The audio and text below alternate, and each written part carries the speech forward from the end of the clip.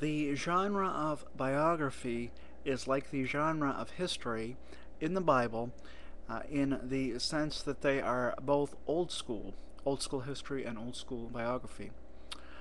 It is necessary to describe the biography of Jesus, that is, each of the four Gospels, Matthew, Mark, Luke, and John, as old school biography, for that places the said biography in the proper context.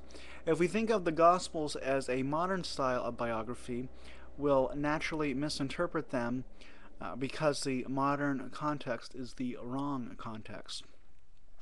In the ancient world, biographies would paint a portrait of an illustrious figure by organizing various events from that person's life.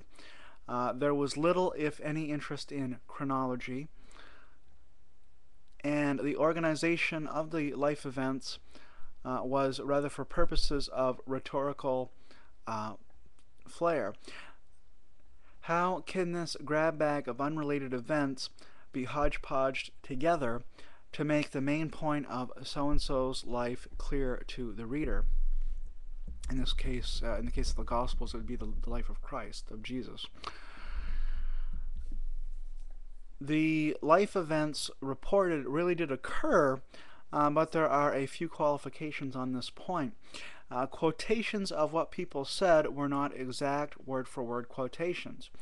Second, there was sometimes, I believe, an implied chronology which was not actual.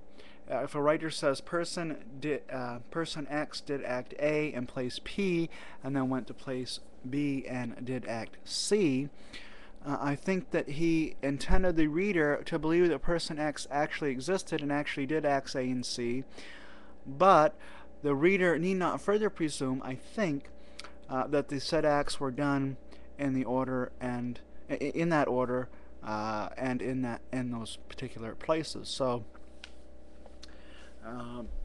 in the case of the Gospels, for example, perhaps Jesus was really not on a mountain when he was giving the Sermon on the Mount.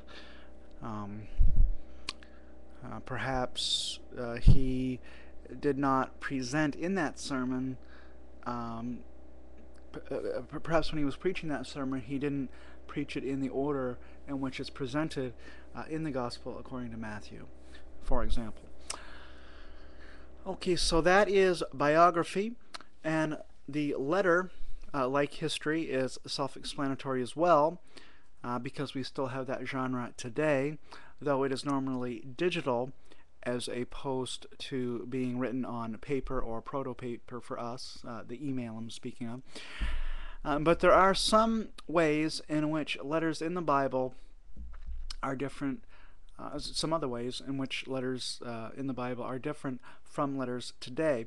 In the first place, they were intended, or at least utilized, as circular letters.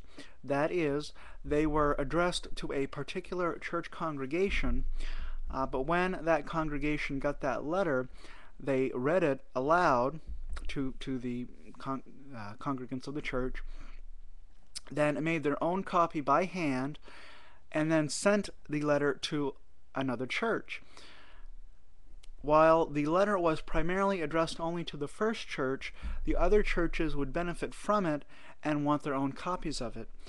And this circularity and hand copying of the New Testament, of the letters of the Bible, which are all in the New Testament, I think that's one reason why there are so many manuscripts of the New Testament, because each congregation would, make their own copies. Now for the second difference. Paul, or somebody else with apostolic authority, would write a letter to a church congregation or an individual within that congregation addressing some sociological concern. For example, in the first letter to the Corinthians, Paul tells the church at Corinth that he is disturbed that one of the congregants is doing the nasty with his own mother-in-law. He tells them, quote, even complete and total heathens don't do that, and you claim to be Christians? It's not rocket science. You're not supposed to bang your own immediate family members. Stop being hypocrites and start practicing what you preach. Unquote. Theological doctrine is normally dealt with quite extensively in the letters as well. The right action is based upon the prior right belief. So you have a certain theology, certain theological message that you want to get across if you're Paul or whomever is writing, and then you use this theological bedrock to address the social problem and give guidance to the congregation.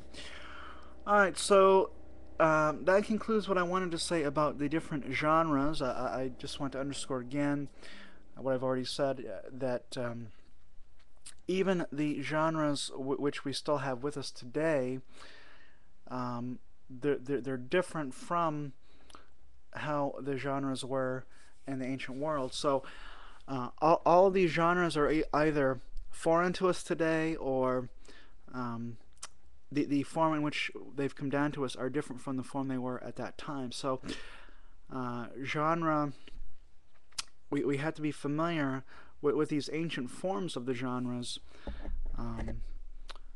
in order to avoid misinterpreting the Bible.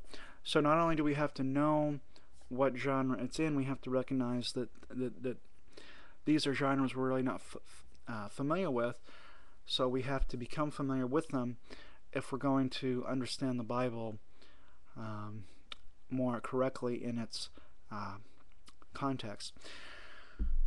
Okay, so that concludes the discussion of genre, and we are getting close to the end